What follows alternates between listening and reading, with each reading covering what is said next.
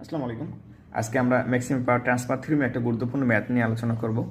অধিকৃত স্বীকৃতিটাই এই ম্যাথটা একটু প্রবলেম ফেস করেন, হ্যাঁ, যে লোড রেজিস্ট্যান্সের মান নির্দিষ্ট করে দেওয়া থাকলে ম্যাথটা কীভাবে করবো আর কি আমরা।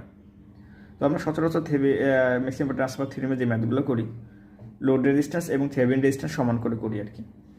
যে ম্যাক্সিমাম ট্রান্সফার থিওরেমের সংজ্ঞাটা এরকমই, কোনো সোর্স লোড এ ম্যাক্সিমাম পাওয়ার ট্রান্সফার করবে যখন লোড রেজিস্ট্যান্স ইহার সাথে সংযুক্ত থেভেনিন রেজিস্ট্যান্সের মান কি সমান হবে, অর্থাৎ ইহাই ম্যাক্সিমাম ট্রান্সফার থিওরেম। হ্যাঁ, কিন্তু লোড রেজিস্ট্যান্স নির্দিষ্ট করে দেওয়া থাকলে সেভাবে কীভাবে আমরা ম্যাথটা সলিউশন করবো। হ্যাঁ, সেক্ষেত্রে আমরা একটা প্রশ্ন তুলে নিয়েছি আজকে, যে compute the value of R1 that results in maximum transfer to 50 kilo ohm resistance find the maximum power.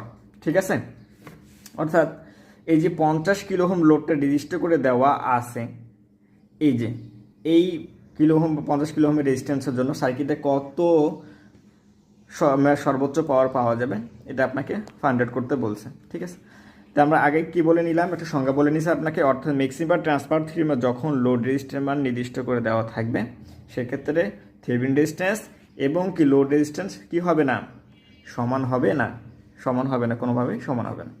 সেক্ষেত্রে কী হবে, আপনার এই থেভেনিন রেজিস্ট্যান্সের মান যত কম হবে, সর্বনিম্ন যত কম করা যায় সেক্ষেত্রে আপনি সর্বোচ্চ পাওয়ারটা আপনি পাবেন। হ্যাঁ, সেক্ষেত্রে আমরা থেভেনিন রেজিস্ট্যান্স নির্ণয় করে নিলাম এই সার্কিট থেকে, সার্কিট আমরা ভাঙিয়ে নিছি।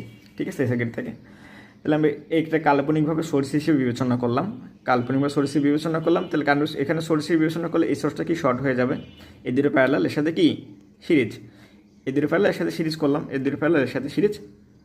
এখন যদি R1 এর মান আমরা 0 করে দিই, পুরো টার্মটাই 0 হয়ে যাবে এবং কি RTS এর মান সর্বনিম্ন হবে। আমরা কি করতেছিলাম একটু আগে, অর্থাৎ RTS এর মান সর্বনিম্ন করব।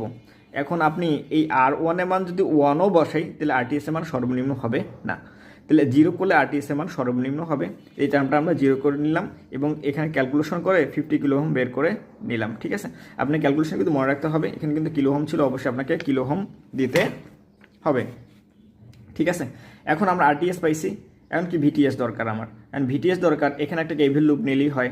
কেন হয়, কেন আমার R1 এখানে 0, এখানে কি কোনো বাধা নাই, এখানে 100 ভোল্ট সরাসরি 100 এখানে অ্যাপ্লাই হবে এবং এটা কেভিএল লুপের সাহায্যে আমরা বের করতে পারি প্লাস মাইনাস ধরে, অর্থাৎ প্লাস VTS প্লাস নিছি মাইনাস বাদ এই -100 ইকুয়াল কি পুরো টার্মটা 0, তাহলে VTS ইকুয়াল 100 ভোল্ট।